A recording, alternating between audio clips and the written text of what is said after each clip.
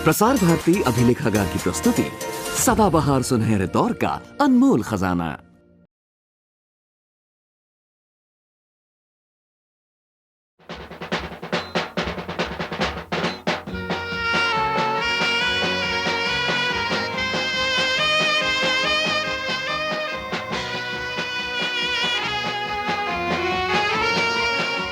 सन 42 की क्रांति का मूल मंत्र था करो या मरो। गांधी जी और देश के तमाम बड़े नेता यद्यपि जेलों में बंद थे, फिर भी गांधी जी ने ये जो शंख फूंका था, उसकी प्रतिध्वनि पूरे देश में गूंजी थी। ये आंदोलन बहुत चाहने के बावजूद अहिंसक न रह सका, क्योंकि ब्रिटिश सरकार इसे पूरी तरह दबा देना चाहती थी। लेकिन जनता में इतना जोश था कि ब्रिटिश सरकार के सारे जुल्म सहकर भी वो आजादी लेने के लिए दृढ़ प्रतिज्ञ थी, और इस प्रतिज्ञा के लिए वो करो या मरो इन दोनों शब्दों का अर्थ पूरी तरह समझती थी। देश का कोई भाग ऐसा नहीं था जहां इस महामंत्र का अलख न जगाया गया हो। जनता का एक ही लक्ष्य था, अंग्रेजों भारत छोड़ो।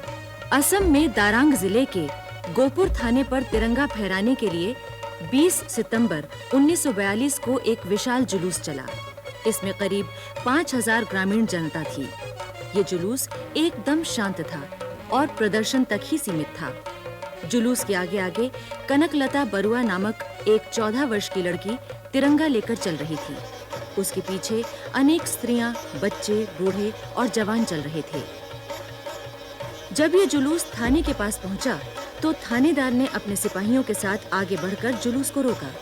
कनकलता ने उनसे कहा, आप लोग तो हमारे भाई हैं, हमें रोकने के बजाय हमारा साथ दीजिए। हम सब मिलकर थाने पर राष्ट्रीय ध्वज लगाएंगे। पर थानेदार ने किसी को भी थाने के अंदर आने की इजाजत देने से इनकार कर दिया। कनकलता बड़ी निर्भीकता से बोली, थाना तो जनता की संपत्ति है। जनता की संपत्ति के रक्षक यदि जनता का कहना ना मानेंगे, तो जनता उन्हें हटा देगी और वे संपत्ति अपने अधिकार में ले लेगी। कनकलता आगे बढ़ी। इस पर थानेदार आपे से बाहर हो गया। उसने गोली चलाने का हुक्म दे दिया। कनकलता वहीं शहीद हो गई। तुरंत मुकुंद काबता नामक एक नौजवान आगे बढ़ा। उसने कनकलता के हाथ से झंडा ले लिया। उस पर भी गोली चली और वो शहीद हो गया। इस पर जनता बेकाबू हो गई। वो थाने पर टूट पड़ी। गोलियां चलती रहीं, लोग घायल होते रहे, लेकिन थाने पर तिरंगा ध्वज फहरा दिया गया। बाद में पता चला कि इस हत्याकांड में 60 लोग शहीद हुए थे। उधर असम के ढोकाईजुली इलाके में रहने वाले चाय बागान के कुलियों ने मिलकर एक जुलूस निकाला। जुलूस शांत था, पर ब्रिटिश हुकूमत शांत नहीं थी। उसने जुलूस को रोका, गोलियां बरसाईं। फुलेश्वरी नाम की एक 12 साल की लड़की के साथ 20 लोग शहीद हुए, पर थाने पर झंडा फहरा दिया गया। नवगांव जिले के बरहमपुर में आंदोलनकारियों ने तिरंगा झंडा रत्नमाला नाम की एक छोटी बच्ची के हाथ में दे रखा था। सोचा था कि पुलिस उस पर गोली नहीं चलाएगी। वहां एक सभा होने वाली थी कि ब्रिटिश सेना ने आकर जनता को घेर लिया। एक सिपाही ने बच्ची रत्नमाला को धक्का दे दिया।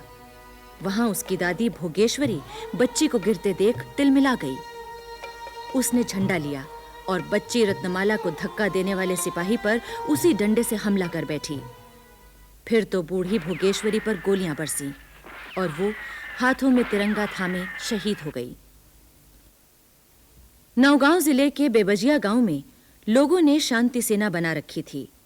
किसी भी खतरे की सूचना के लिए उनका पहरेदार तुरही बजाया करता था। एक दिन ब्रिटिश फौज का एक कप्तान वहां पहुंचा। पहरेदार ने उसे देखते ही तुरही उठा ली। अगर तुमने तुरी में फूंक मारा तो मेरा गोली तुम्हारा सीने के पार हो जाएगा।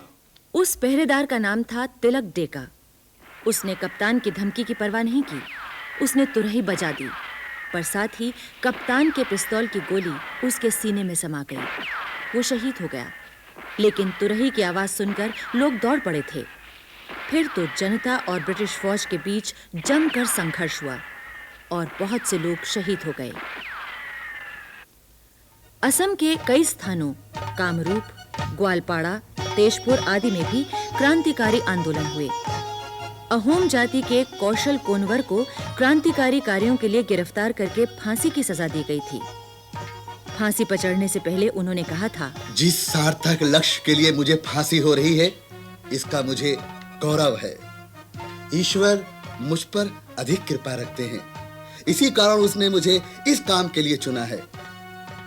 बंगाल के मेदिनीपुर में सन 42 की क्रांति का इतना व्यापक प्रभाव हुआ था कि उसे कुचलने के लिए ब्रिटिश हुकूमत ने कोई कसर नहीं उठा रखी थी। 29 सितंबर को दिन के 3 बजे 4 दिशाओं से जुलूस चले। उनका उद्देश्य शासकीय इमारतों पर झंडा फहराना था। पश्चिमी दिशा से जो जुलूस चला उसमें 8000 लोग थे। जुलूस जैसे ही थाने के पास पहुंचा कि उस पर लाठीचार्ज हुआ। जब लाठीचार्ज का कोई असर नहीं हुआ तो गोलियां चलाई गईं। 5 लोग शहीद हुए। तब भीड़ तितर-बितर हुई। फिर भी कुछ लोग आगे बढ़े और वो भी शहीद हुए। तभी रामेश्वर बेरा नामक एक घायल व्यक्ति आगे बढ़ा। उसके खून बह रहा था। फिर भी वो थाने के दरवाजे तक पहुंच गया। वो चिल्लाया, मैंने थाने पर कब्जा कर लिया है। और फिर वहीं पर वीर गति को प्राप्त हुआ। उत्तर से जो जुलूस आ रहा था उसका नेतृत्व मातंगिनी हाजरा नामक 73 साल की एक वृद्ध महिला कर रही थीं।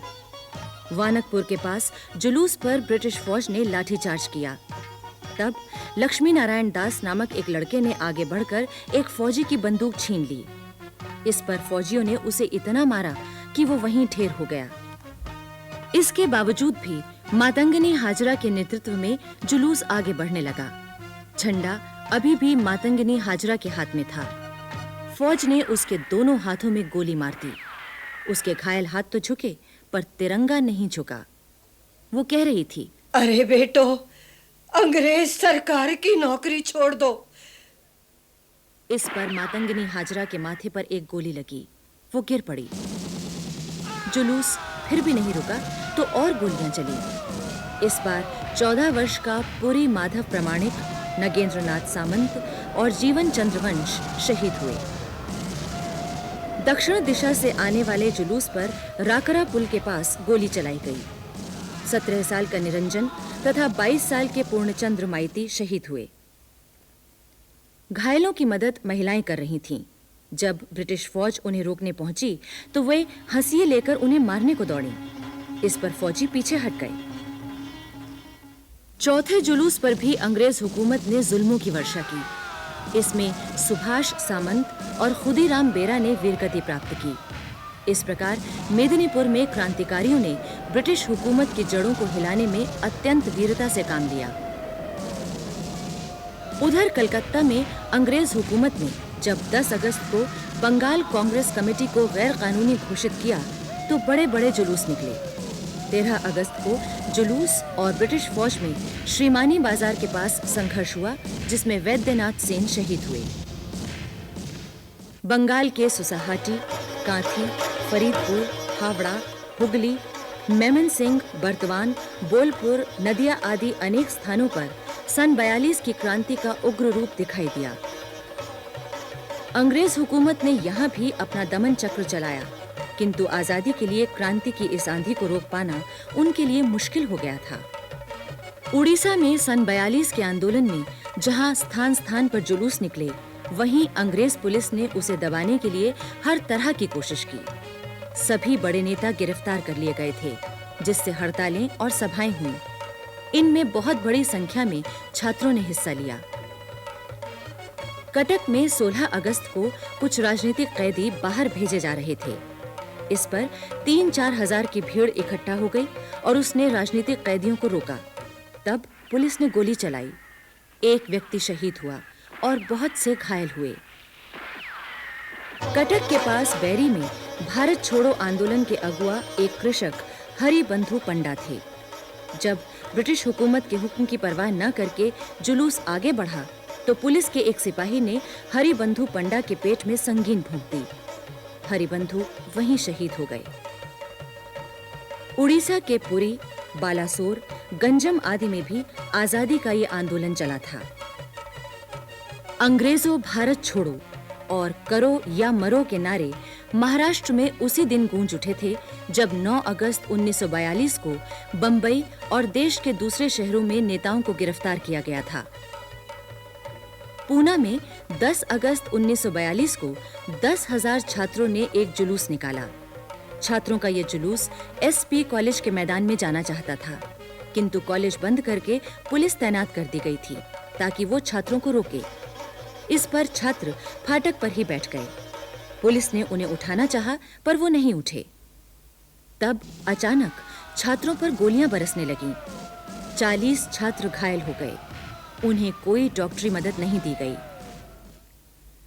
17 में तो नेताओं की गिरफ्तारी से पहले ही जनता भड़की हुई थी। 24 अगस्त से 10 सितंबर के बीच 5 कचहरियों पर तिरंगा फहराने का कार्यक्रम तय हुआ और कार्यकर्ताओं ने गांव-गांव जाकर लोगों को आंदोलन के लिए तैयार किया। 24 अगस्त को कराद में एकत्रित 2,500 किसान अंडाले के बालकृष्ण पाटिल के नेतृत्व में जुलूस बनाकर कचहरी पहुंचे। पुलिस ने जनता को कचहरी के अहाते में घुसने से रोका। इस संघर्ष में पांडुरंग देशमुख पर संगीन से हमला हुआ। उधर तसगांव तालुके में 3 सितंबर को 4,000 किसानों ने कचहरी पर तिरंगा चढ़ा दिया। उन्होंने ये सारा काम शांतिपूर्वक किया। लेकिन कड़द में परशुराम गर्गे के नेतृत्व में जो जुलूस कचहरी पहुंचा, उस पर गोलियां चलाई गईं। तिरंगा झंडा परशुराम गर्गे के हाथ में था। उन्हें गोली लगी और वो शहीद हो गए। जलगांव जिले के अमलनेर नामक स्थान पर प्रताप मिल के मजदूरों ने 27 अगस्त को एक आम सभा की। भारी संख्या में श्रमिक, उनके बच्चे और महिलाएं इस सभा में आए थे। अचानक पुलिस आ गई और निहत्थी जनता पर इतनी गोलियां बरसाईं कि वहां जलियांवाला बाग का दृश्य उपस्थित हो उठा। 8 लोग मारे गए और 70 लोग घायल हुए। मरने वालों में मोकल भवसार भी था, जो 4ठी कक्षा की पढ़ाई छोड़कर मिल में काम करने लगा था। उधर वर्धा ग्राम में निकले जुलूस पर पुलिस ने लाठियों से हमला किया। जुलूस का नेतृत्व करने वाले बलवंतराव आंबेकर को इतनी चोटें लगीं कि वो घायल होकर गिर पड़े। उन्हें गिरफ्तार करके जेल में डाल दिया गया। उनका कोई इलाज नहीं किया गया और उन्होंने दर्द से कराहते हुए ही दम तोड़ दिया। जलगांव जिले के शिंदुरनी गांव का निवासी और 7वीं कक्षा का छात्र सुखलाल गुजर 10 अगस्त को उस जुलूस का नेतृत्व कर रहा था जो डाकखाने पर झंडा फहराने जा रहा था। ब्रिटिश हुकूमत की पुलिस ने यहाँ भी बड़ी निर्दयता से गोलियां चलाईं, जिसमें सुखलाल गुजर शहीद हुआ। इस बालक की शहादत पर पूरे इलाके को आज भी गर्व है। वास्तव में आजादी का ये आंदोलन इतना प्रबल था कि बच्चे, बूढ़े, जवान और महिलाएं सभी अपनी आहुति देने में गर्व अनुभव कर रहे थे।